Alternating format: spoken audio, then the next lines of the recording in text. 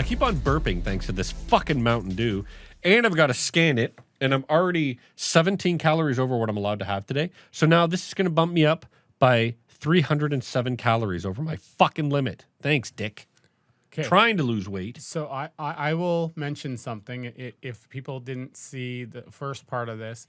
YouTube now has a thing where they censor the first part of your video, or they don't censor. If you've sworn in the first little bit of your video, like the first 5 seconds, you get demonetized automatically. Oh, nice. Yeah. I just thought that was interesting because stop doing it. Why? Are we making any fucking money out of it anyway? We're not monetized because we need like 1,000 views or something. 1,000 Also, we'd be subs. every one of them would be fucking cut off. Everyone's sub, and if we get to that point, I will make sure Rob doesn't swear at least in the first 30 seconds of each video. Megan as a sub. Because I will teach him on my by sub, restarting each episode until he stops. You know, you got to think of. That'll take so long. What if her battery ran out like halfway? No, we're done with Megan. She's like, oh. Welcome to episode 160, 70. Megan, I'm just about to come. My battery is at 4%. Are we at 173? Yep. Of Watching Complain. A show where we watch that 90s show and complain. Oh, I got a lot to complain about.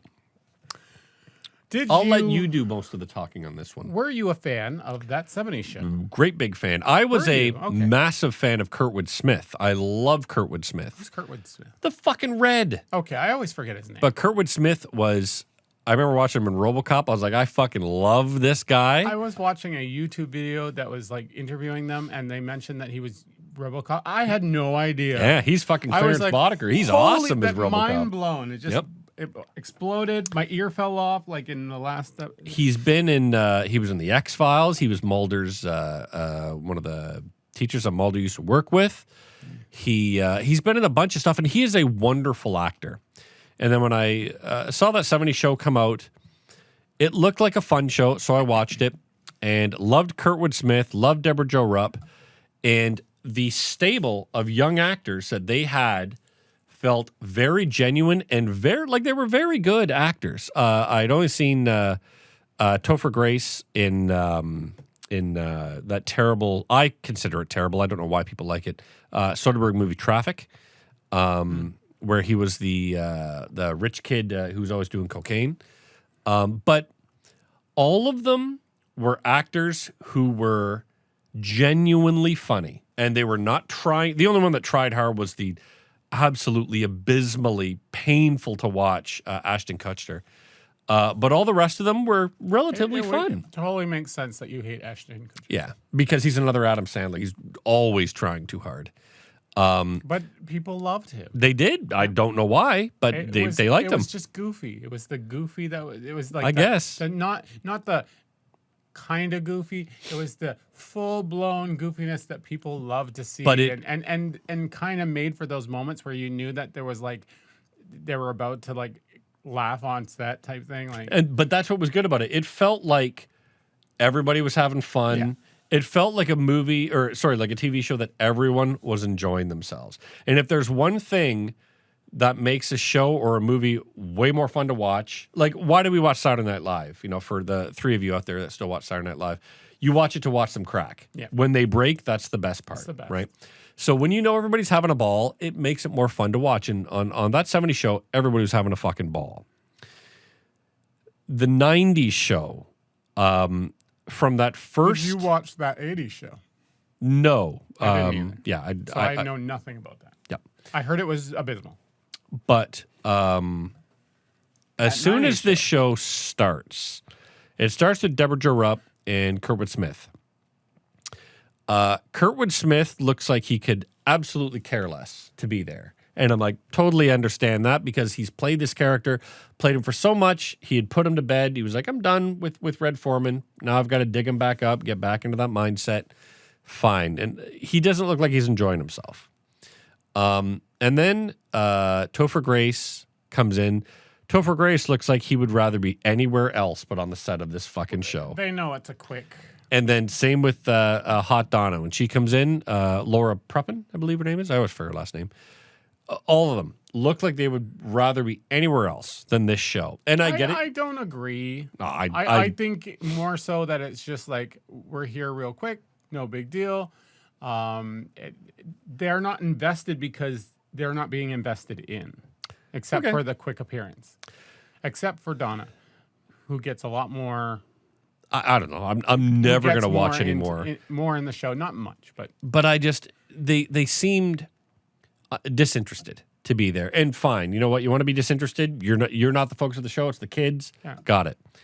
Then his daughter Leia comes in. Now, as a Star Wars nerd, I love I love my Star Wars. Yeah, you love the Star Wars. But remember, Eric liked Star Wars in the original. So now he's a professor of religious studies of Star Wars, and his daughter's name is Leia. It's like, stop. Like, no. It makes sense for the character. Though I'd like to see the character be like a lawyer. Like, Yeah. Yeah. Like, he just became a fucking guy who still loves Star Wars. That could be a gag, right? Like, case in point, my tattoo, this whole arm is all Star Wars shit, right? Whenever I see my dad's like, ugh, more fucking tattoos. And worst of all, it's fucking kiddie Star Wars. When the fuck are you going to grow up and stop liking fucking Star Wars? That's a funny joke, right?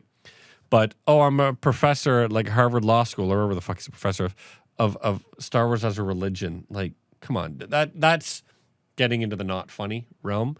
But my biggest problem comes with all these kids. And the fact that all of them are trying way too hard, and it doesn't look like anybody's enjoying themselves on set. I didn't get the vibe. I got the vibe that it was like, guys, we found out that our markets, are all of our, what's the word I'm looking for? All of our focus groups have said we prefer an Asian. The majority of the focus groups would prefer the Asian to be a little bit overweight, but he's also got to be just a tiny bit gender neutral, not really focused on what his sexuality is. And it's got to be somewhat 90s. Plus, we've got to have a black girl, but we need to make sure that black girl is represented. So she's got to have divorced parents. She's got to be the one that's proud of having divorced parents. And like, it felt like this was built not on 90s kids. And it kind of confused me who was from what. I still had no idea by the end of it. Where did the Chinese guy come from? He just shows up? Where is he from? Yeah, it's not. I don't think it was explained. Did they ever talk about whose parents are? No. Because I saw him just show up one time in the basement. I'm like, who the fuck is this guy? You expect the obvious. Like, you expect it to be like Fez's kid. And Yep. You expect like the two, the brother and sister to be Jackie and Kelso's kids. But it ends up being not their kids. It's someone else. Yeah. And then they're like broken up, the divorced parents. And it's like, who it needed to be more like all these characters are from the kids of the but main it's characters fine. of the seventh show. It's fine if you want to do new kids. It was just that all of these kids are trying their hardest. I'll give them that. They're all trying, right? None of them are really that funny. They don't have any good comic timing, especially the fucking Foreman daughter. That girl doesn't have good comic. So I hope so, but she sure as fuck did in the episodes I watched. Episode 1 and 2, which unfortunately is the only ones you've seen, and will are insanely dry. Man, insanely dry. Like, and you can tell they were like, what's the name? Canned laughter. Well, it's all canned laughter. I don't think the whole way through, and I might be wrong with that, but it didn't seem that way. And I felt like the comedy changed throughout. I feel like they got better, and like the first episode I hated. Yeah, absolutely. I think it was super dry. They didn't want to be there. I think they were just like finding their place. And seeing how do you find your place in a fucking show that already had like 11 seasons? Well, it's daunting. I guess it would be daunting as a kid coming into this, and I bet they've all watched that 70s show. The other thing that, and this will be the last thing I bring up that irritated me, because all of it irritated me, but they find, Kitty says, here's your dad's old records and shit. Now Eric was from like late 70s, 80s, right? And when they're all getting high it's the 70s. Yeah. That means that the weed that Deborah Jo Rupp is giving them is 25 years old, But 30 she didn't years old. Give them it just. But it was there in the Yeah. stuff. Well, That means that weed is 30 years old? I don't know how that works. I can tell you how it works. How about I give you a They're dead. fucking flower? I'll give you a flower and hold on to it for 30 years, 40 years. But if it's picked and dried, you think it might survive? No. I can tell you right now. know. No. Let's find an expert. I am let's call I up am Miss certain that Regan. there is no one who has, you know what I still got? Weed from 40 years I ago. guarantee you someone has had weed from 30 years ago. I was just like, this is so lazy. There's got to be a better way to do this. And Bring for- Tommy Chong into it. Do something, They probably man. should have had an extreme reaction to it. Not to mention, and again, this is where my brain went because it's called the 90s show. No one was smoking weed. Oh, that's not true. No club kid. I recently just watched Party Monsters documentary about all those awful club kids in the 1990s that were doing drugs and killing each other and shit like that. The drug of choice in the 1990s was ketamine, cocaine, Quaaludes. Crack wasn't a thing yet. Meth wasn't a thing yet. But it was Quaaludes, it was LSD, it was cocaine, hardcore cocaine, and ketamine. And then weed would have come in the 2000s? No, weed was always there, but it was not the big drug of choice. Weed is one of those drugs like beer. It's just always been there, right? But Always you're telling demonized. me that none of these kids were like Special K kids, or nobody was doing coke, or nobody had But access. they're not going to put that on the show. But that's what It's not what it 90s is. kids did. But it's not what the show is. They're not going to go, okay, cocaine, yay, that's funny, ha ha ha. No, weed is now legal and safe-ish. The whole show was like pablum. It was just so. It's destigmatized. It was so, and it was just unfunny. And I'm not going to watch any more past it because I really couldn't. Watching those kids try to be funny. Oh, that's not true. Sorry. One thing didn't make me laugh, but I was like, Is it? It's not Kelso's son. no. When Leia goes upstairs high, and they were talking about Donkey Kong, she sees him as Donkey Kong. I'm like, that's a I thing didn't at think least. That was good. I hated it. No, but I'm like, that's a thing. Okay, that's It was not a- it was funny, a but that's poor- a thing. It was a poor choice to play off of when her father. Yeah, got high and he sees the fucking balloon move, thing yeah. moving behind him. That's funny, you know. The show got better as the season went on, and I ended up loving it. It still got dry issues, but the characters became better. The acting became better. The storylines became better. You got into this world, and it's just like it's a fun that 70s show-esque show. It's great. Okay, well, I'm glad you enjoyed it. I did, But there are some issues, but One thing I do want to Fuller say House. that it got me thinking of, and so I'm watching this 90s show, and of course my brain starts going out to other things, Megan. and it made me. That's right, like fingering Megan. Nope. Cut that out. It got me thinking. Sitcoms arguably started, and tell me if I'm wrong. I probably am. I definitely am.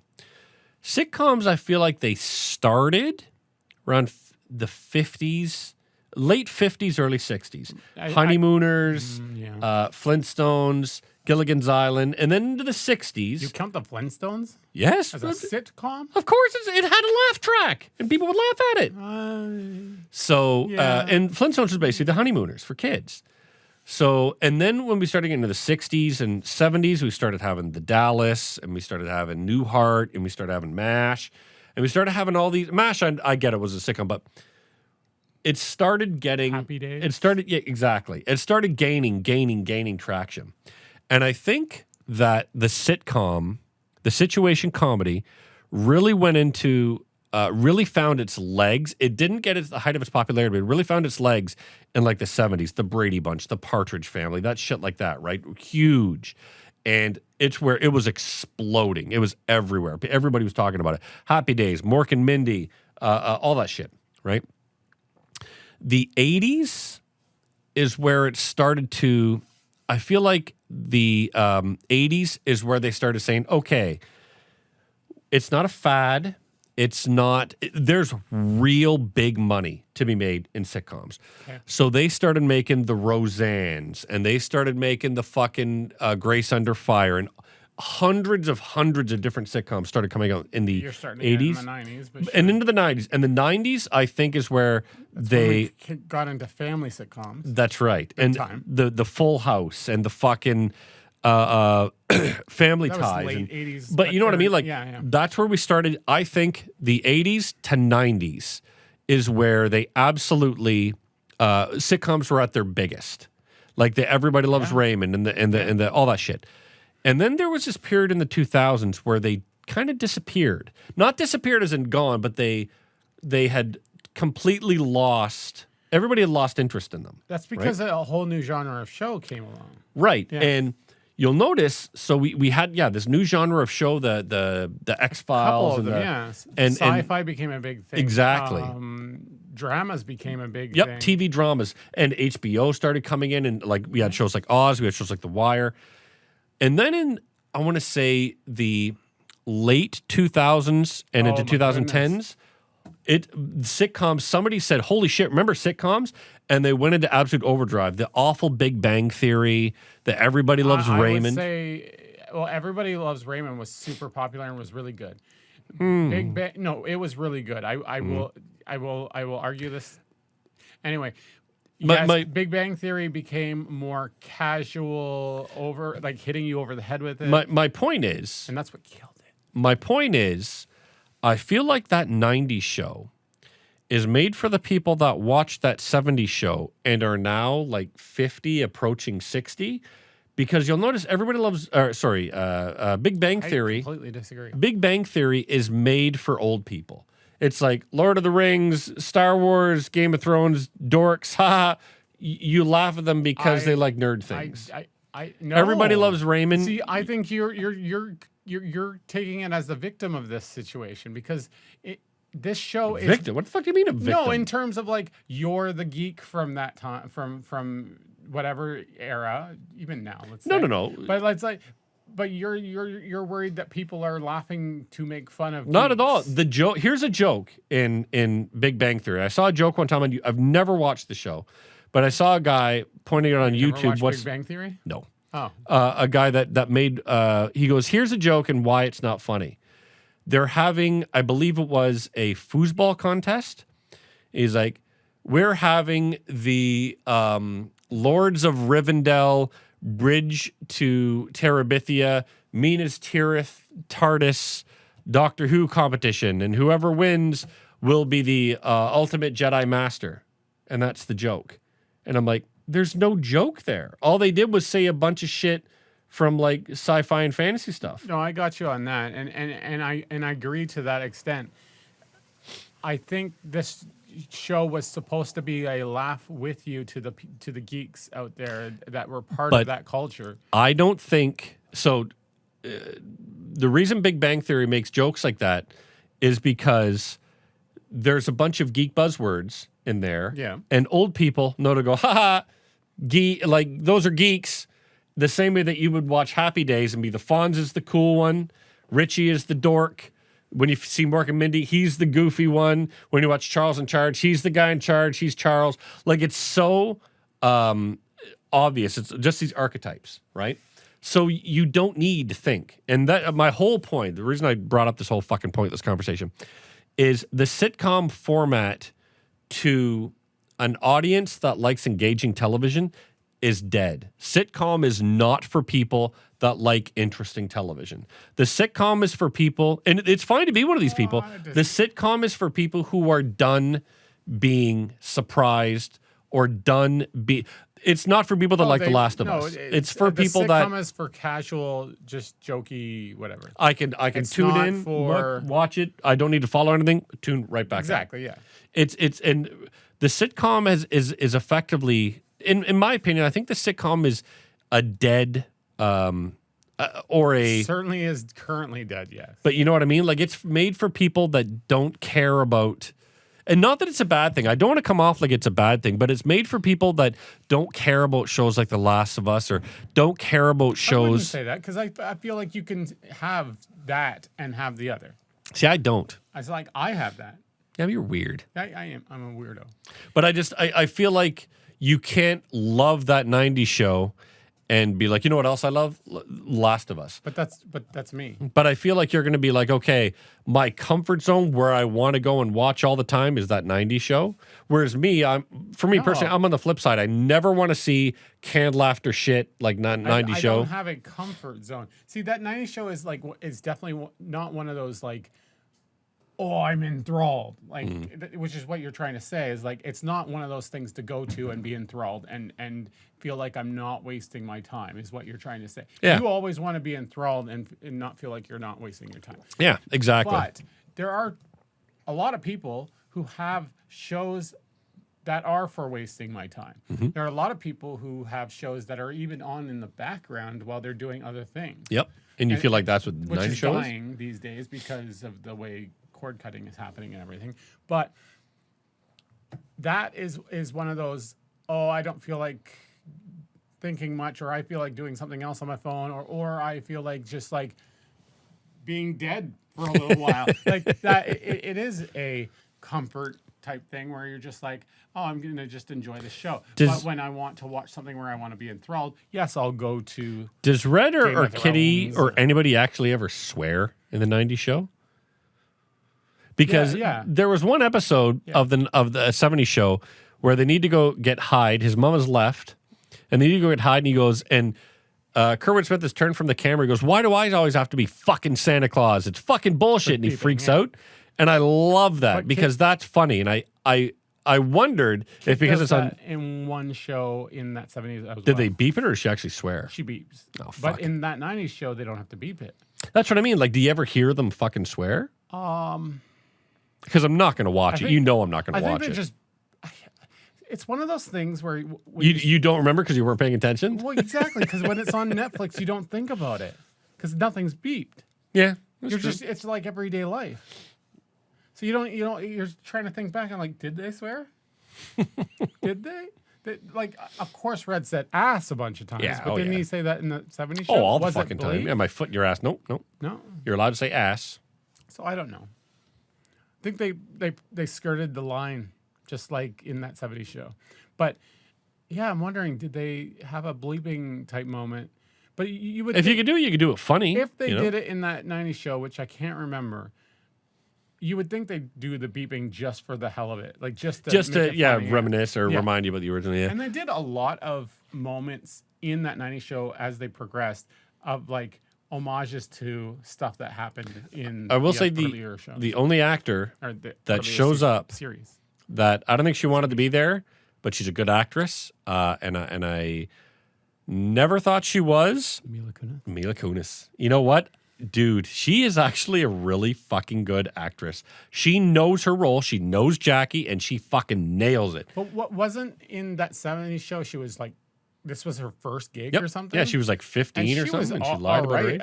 She was great. And especially as she went on. Yep. And then, now as an actress. Yeah, she's great. Awesome. You know, and but once she shows up, I was like, Mila Kunis, and she's selling the Jackie role, man. She is like just right back into it. And there's only one person who doesn't show up. Oh, yeah. And I think two, we know why. Technically. Well, one, because he's a rapist. Who's the other one that doesn't show up? The sister. Oh, well, she's dead in real life. Also. And they don't bring back the other actress. Oh, really? That would have been funny. I don't know where she is. See, I love that they did that with Roseanne, man. They brought back Sarah Chalke and the other girl that was original. They can't play upon that. Like, yeah, it's kind of like, let's just leave it alone. Also, another thing, sorry, and the last thing I'll bring up about this terrible show. And then I have one more thing is as well. the neighbor, this blonde woman.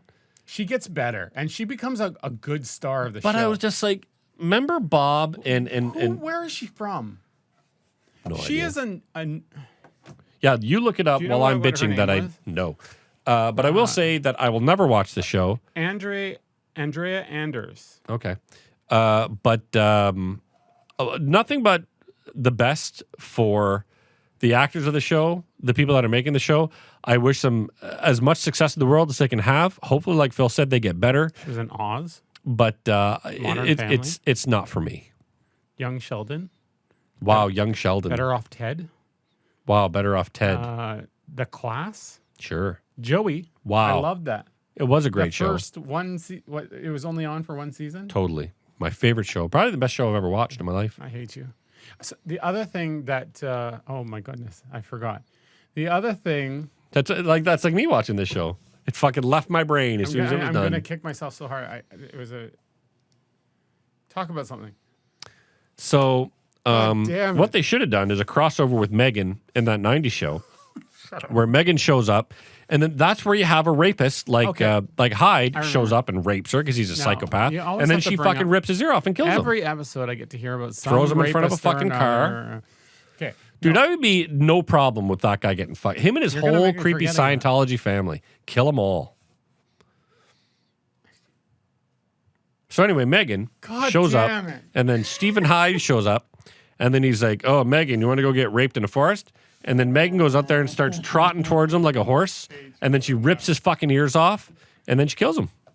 And then she sets fire to him, and then Ashton Kutcher shows up and goes, "Burn!" And that's the joke. So in that 70s show, Eric Foreman is not seen from, again, for the last 3 seasons or last No, two I thought he comes back at the very last show. possibly.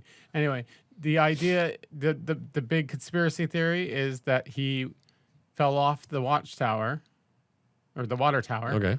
and is in a coma. Okay. I thought he went to teach in like Africa. That's what they're saying. But from that point of him falling off the water tower, the rest is his dream sequence of what's going on without him. Okay. So I would have loved that huge fan theory to actually be joked upon in this show when he comes back.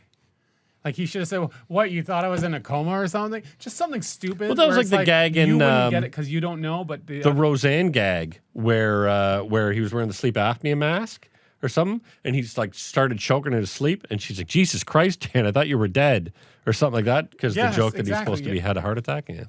so like that small little. Thing That's like a joke, that though. would You have know been what the great. '90s show can't do? Jokes. At least in the first 2 or 3 episodes, yes, and it goes for 8 episodes. Fuck. I am in.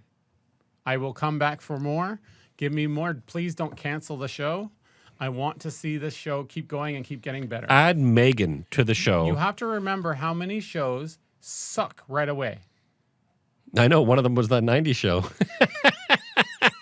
That's a fucking joke that the '90s show could use. Anyway, Anyways, bring Megan into the show. overall for the series, I know you're giving it a 0 or something. I give it a good 7 out of 10. I give it a 0 out of 90. I wanted more. I wanted this show to go give me more. That's not a fucking song from the 16 '90s. episodes. They should have used. Did they use like music from the '90s? They better. Oh yeah, the one girl was probably, like, singing all- fucking Alanis Morissette, which was fucking stupid. Another reason to not like the Netflix fucking money. show.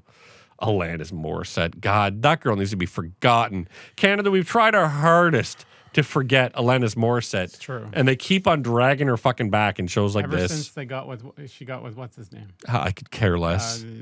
Deadpool. Was she with Ryan Reynolds? Who's the other guy that I keep mixing him up with? Could be either. Either way, Which one's Canadian? Ryan Reynolds. Then it must have been him. Yeah. He fucked Alanis Morissette? Well, who's the other one that I? always There's get no them way his mixed up with? standards could be that Who's low. Mario? Mario's Chris Pratt. No, it must have been Deadpool. Oh my God. Yeah. If I'm wrong, please let us know in the comments. And if you like Alanis Morissette, Please don't. please don't let us know anything in the comments. Alanis Morissette should be run over by a bus, fucking Megan style. Also, to those Alanis Morissette fans, Fuck off. we're sorry you've been watching. We're sorry you like shit music, and we're sorry that you've been watching Complain.